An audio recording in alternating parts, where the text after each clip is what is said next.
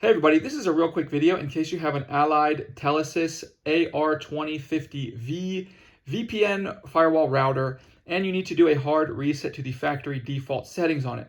Now there's two reasons you might want to do this. The first is troubleshooting.